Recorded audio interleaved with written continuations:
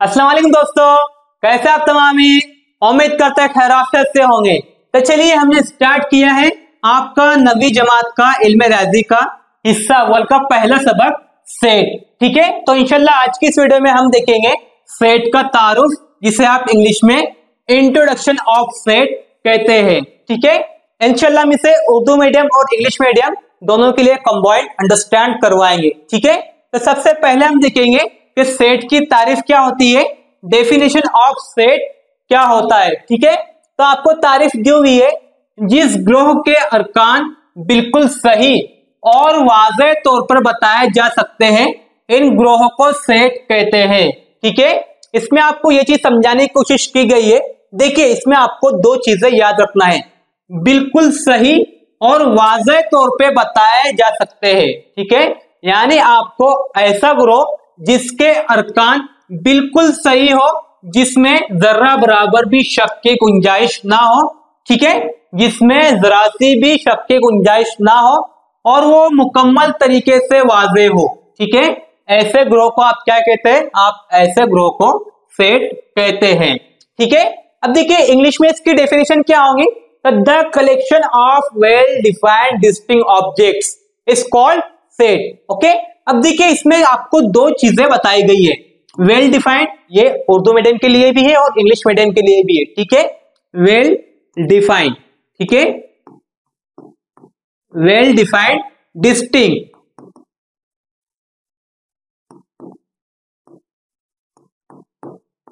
डिस्टिंक्ट्स। ठीक है, अब देखिए वेल डिफाइंड यानी वाज़ेह तौर पर हो, लेकिन डिस्टिंक्ट के मीनिंग क्या है? डिस्टिंक्ट यानी जो खुसूसियात है, यानी जो चीज का ग्रोह है वो बिल्कुल अलग हो। अलग यानी अलाहिदा अलाहिदा हो।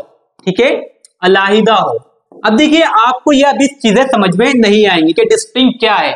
मैं आपको एग्जाम्पल के जरिए समझाता हूं कि डिस्टिंक्ट सेट के अंदर किस तरह से इस्तेमाल होता है। ठीक है, यहाँ पे देखिए डेफिनेशन क्या आती है, the collection of well defined distinct objects. Okay, और उर्दू में क्या था कि ऐसे जिस ग्रोह के अरकान बिल्कुल सही और वाज़ेह तौर पे बताए जा सकते हैं, ऐसे ग्रोह को सेट कहते हैं। ठीक है, आप ये जानते हैं कि जो चीजों का सेट होता है, यानी किसी चीज का अगर हम मजमूआ देखते हैं तो हर चीज के लिए एक मखसूस नाम दिया जाता है। ठीक है, जैसे यहाँ पे देखिए, यहाँ पे आपको एक से जायद आदाद दिए हुए हैं। ठीक है, यहाँ पे आपको एक से ज्यादा आदाद दिए हुए हैं, तो आप क्या कहते हैं? इसके मजमूए को आप क्या कहेंगे? ये कलेक्शन को, एक कलेक्शन को आप कहते हैं आदाद का सेट। ठीक है, उसी तरीके से यहाँ पे देखिए, यह आपको कुछ बयाजें दिखाई दे रही है, तो आप ये बयाजों के मजमूए को क्या कहेंगे? ये मजमूए को आप कहते हैं बयाजों का गट्ठा। ठीक है, अब देखिए आप ये आदाद का जो मजमूआ है, इसको आदाद का गट्ठा नहीं कह सकते, और ना ही ये बयाजों के सेट को आप बयाजों का ग्रोह कह सकते। क्यों नहीं कह सकते? क्योंकि हर चीज के लिए एक पर्टिकुलर, एक मखसूस नाम होता है। ठीक है, अब देखिए अगर ये आदाद के अंदर बयाजे आ जाए तो क्या होगा? फिर तो इसके अंदर कुछ गट्टे होंगे, कुछ ग्रोह होंगे, तो इट मींस ये कि ये आपका सेट नहीं होगा। क्यों नहीं होगा? क्योंकि ये वेल डिफाइंड नहीं है, ये बिल्कुल सही नहीं है, और आप इसे वाज़ेह तौर पे बयान नहीं कर सकते कि ये बयाजों का गट्टा है या फिर आदाद का सेट है। ठीक है, ये बयाजों का गट्टा है या आदाद का ग्रोह है, आप इसे बयान नहीं कर सकते।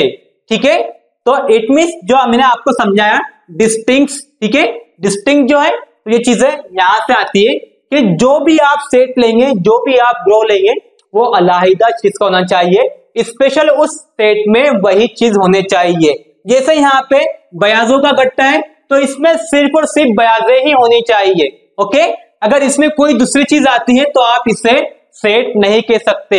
ठीक है, क्योंकि अगर इसमें कोई दूसरी चीज आ जाती है तो आप उसे मुकम्मल तौर से वाज़ेह नहीं कर सकते।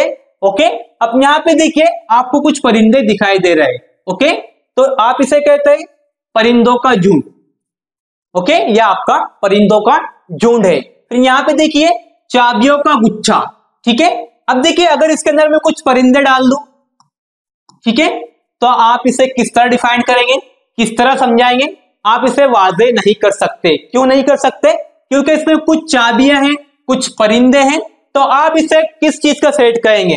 चाबियों का गुच्छा कहेंगे या परिंदों का झुंड कहेंगे। ओके, तो ये आपका सेट नहीं होगा। क्यों नहीं होगा?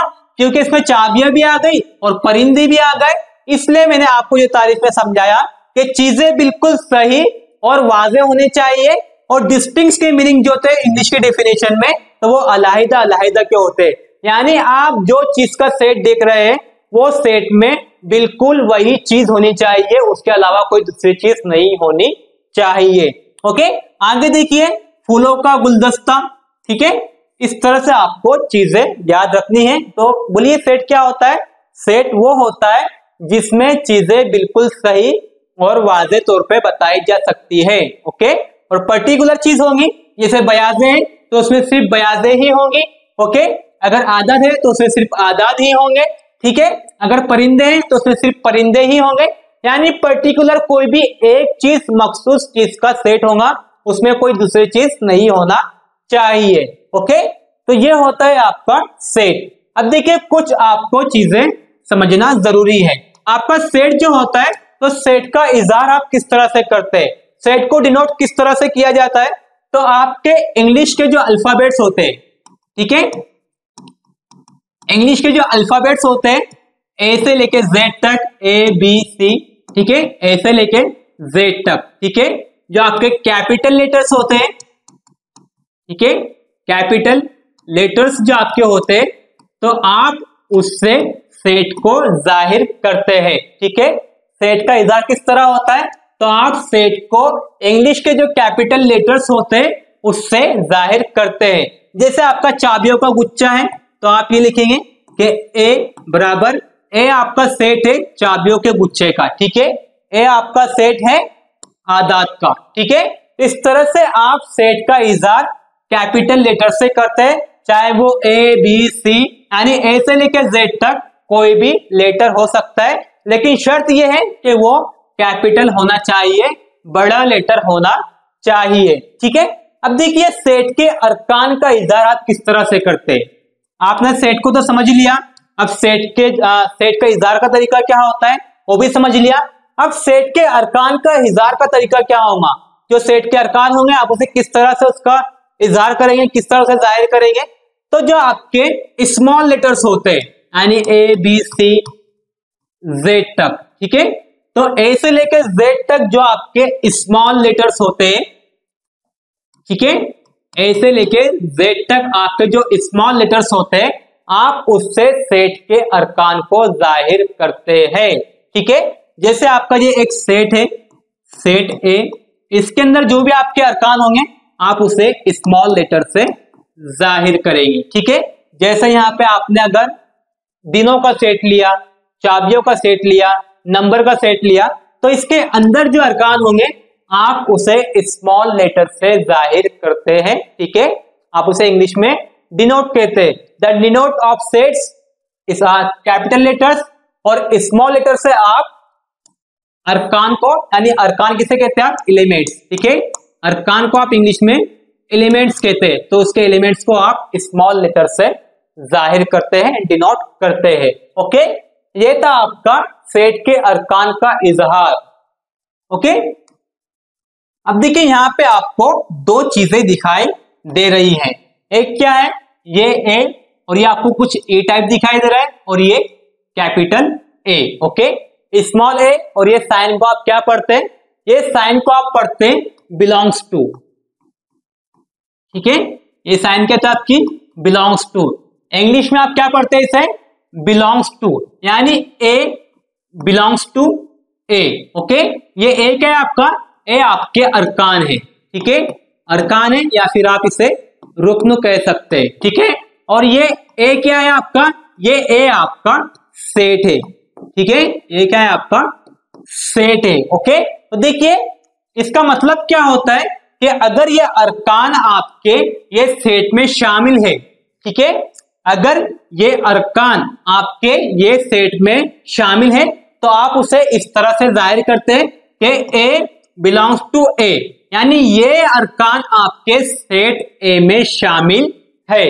ओके, इस तरह से आप इसे लिखते हैं, यानी A small A belongs to A. It means ये अरकान आपके शामिल है ये सेट में। ओके, तो ये होता है आपका जो साइन है, इसका मतलब ये होता है कि ये अरकान आपके शामिल है इस सेट में। ओके, अब यहाँ पे आइए, यहाँ पे देखिए सेम कंडीशन है लेकिन यहाँ पे कट मारा गया है। ओके, अब आप इतने तो समझदार है कि ये देख के समझ सकते हैं कि इसे कट मारा है, यानी इसका मतलब ये होगा कि ये अरकान सेट ए में शामिल नहीं है।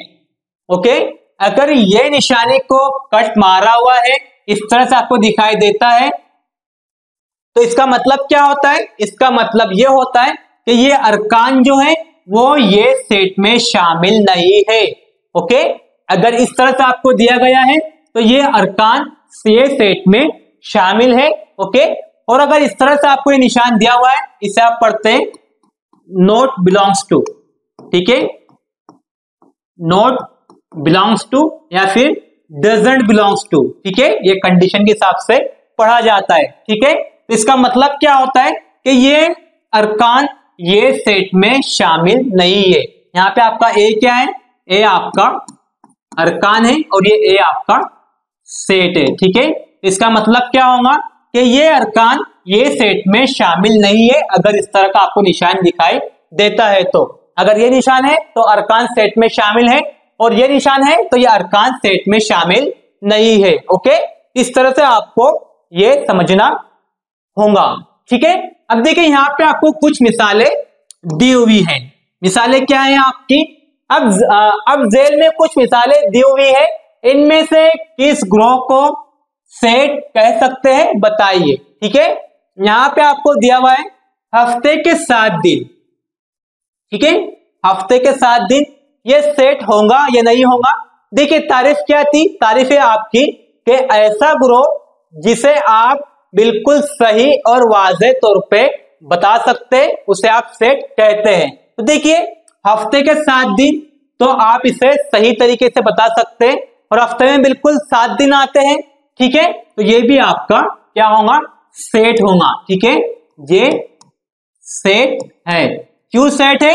क्योंकि आप इसे बिल्कुल सही तरीके से और वाज़ेह तरीके से बता सकते हैं, इसलिए ये सेट है। ठीक है, हर कोई ये देखने के बाद में कह सकता है कि ये सेट है, यानी हफ्ते में बिल्कुल 7 दिन होते हैं। ठीक है, क्योंकि ये वेल डिफाइंड है इसलिए ये सेट है, बिल्कुल वाज़ेह है। ठीक है, अब यहाँ पे देखिए 1 साल के महीने।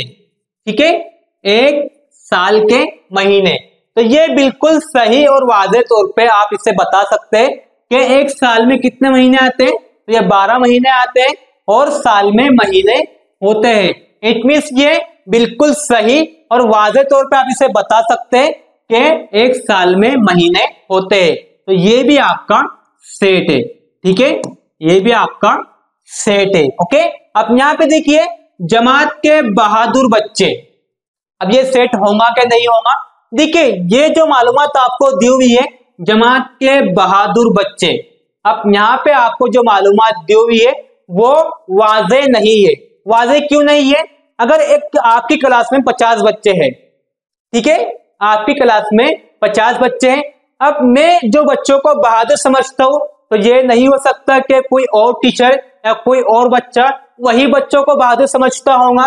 ठीक है, अगर मैं ये बच्चों को किसी और तरीके से बहादुर समझता हूं, यानी किसी अलग चीज के लिए मैं उसको बहादुर समझता हूं, लेकिन कोई और उनको कमजोर समझता है, मतलब ये मालूमात आपकी वाज़ेह तौर पे बयान नहीं की गई है। ओके, ये मालूमात आपकी वाज़ेह तौर पे बयान नहीं की गई है, क्योंकि सेट आपका जो होता है तो सेट आपका बिल्कुल सही और वाज़ेह मालूमात को आप सेट कहते हैं। इसमें चीजें वाज़ेह नहीं होती है कि जो बच्चे आपके बहादुर है तो वो किस तरह से बहादुर है, कि हर कोई उन्हें बहादुर समझता है, तो ये मालूमात आपकी वाज़ेह नहीं है। ठीक है, तो ये सेट नहीं होगा। ठीक है, ये सेट नहीं है। सेट क्यों नहीं है? क्योंकि इसमें मालूमात वाज़ेह तौर पे बयान नहीं की गई है। ओके, क्योंकि अगर कुछ बच्चों को मैं बहादुर समझता हूं तो ये जरूरी नहीं है कि कोई और भी उन्हें बहादुर समझेगा।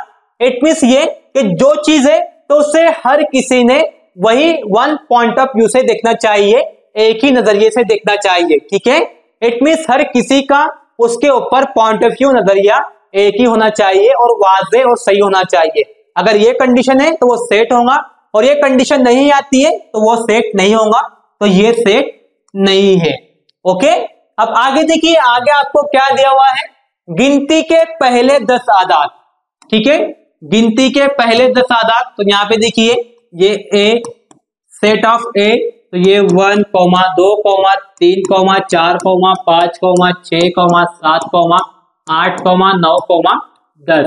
ठीक है, ये आपका सेट है, ये बिल्कुल सही और वाज़ेह मालूमात है, तो ये क्या होगा आपका, ये सेट है।